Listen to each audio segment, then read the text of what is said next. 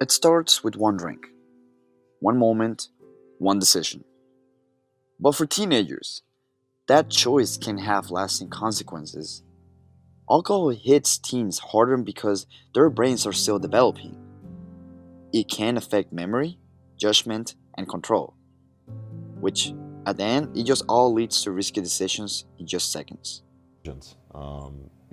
When people consume alcohol, it takes away their inhibitions. Their inhibitions basically are their ability to act like a civilized human being and make good decisions. And already, when we're dealing with young people, we're dealing with a underdeveloped prefrontal cortex.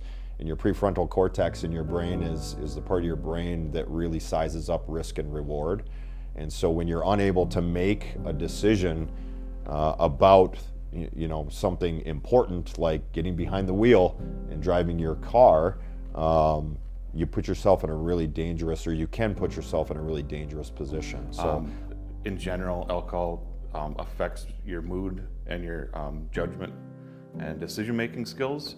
So especially with youth, when their brain isn't fully developed, your brain doesn't fully develop until about 25. So those decisions are affected worse with alcohol. For many teenagers, especially those ones who are about to become adults, it doesn't come down to alcohol. It really just comes down to pressure. That feeling and that need to fit in can really push someone into saying the three-letter word, yes. When at the end, all they want to say is no, but they just don't know how to say it. People want to fit in. When you think of high school, you think about wanting to fit in with the mold. So when alcohol and smoking and addiction becomes more popular, more people want to do it. They want to feel included. While you might think you're the cool guy among your friends, think about what would happen if you were to get caught by the cops drinking. And it really doesn't take much for them to realize that you're under the influence of alcohol. The consequences will always make its way through. And just imagine if you got into a car accident and you hurt someone.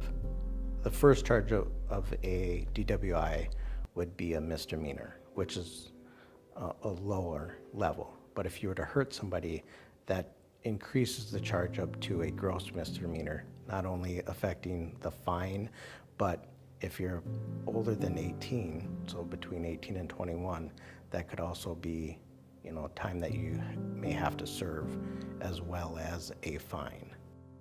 But saying no, it's power. Walking away, it's strength. And at the end, really, even just helping a friend make better choices could really change everything. If we have teenagers that are struggling with that, our counseling staff does a great job with that. They certainly can stop by my office and have a conversation with me. And it's not a shameful thing. It's not a, hey, you're in deep trouble thing. I want to make sure that people understand that that's not what it's about. It's about making positive decisions moving forward. And even at the end, really those ones who care the most about you and that love you the most, such as your parents, those are the ones that impact you more than you think.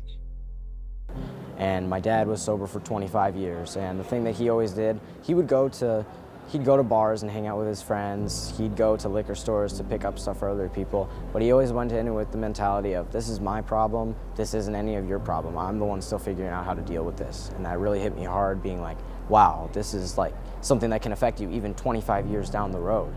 One choice tonight can shape your future tomorrow. What may seem small now can have lasting effects. Protect your health, stand your ground, and remember, the choices you make today define your future.